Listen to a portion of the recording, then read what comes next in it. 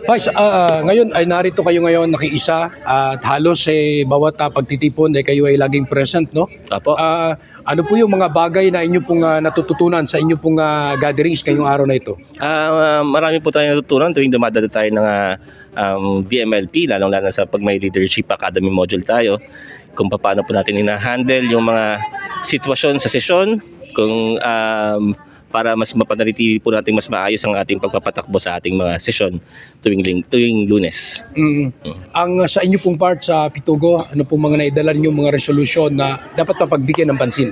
Ano po? Pakiulit po. Ano pong mga resolusyon na mabigyan dapat ng pansin ng VMLP? Mga resolusyon na dapat ay mapagbigyan ng VMLP. O mapagtuunan. Mapagtuunan ng VMLP. Siguro po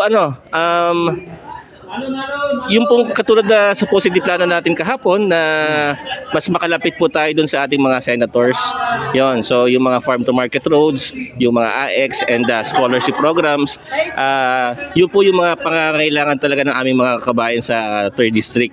So medyo po kulang po ang bayad namin sa mga pagdating sa mga scholarship and AX.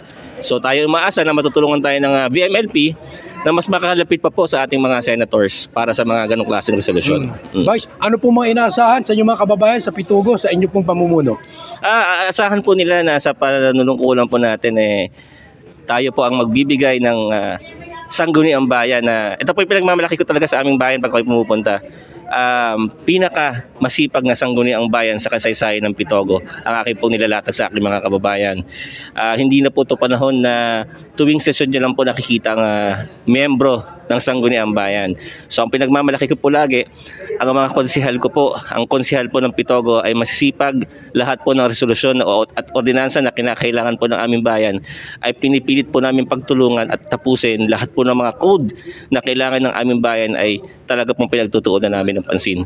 Ang amin pong munisipyo, hindi po pwedeng isang araw na wala kang makikitang kahit isang konsihal na naka-duty sa aming opisina. Maraming salamat po. Maraming salamat din po. Mabuhay po kayo.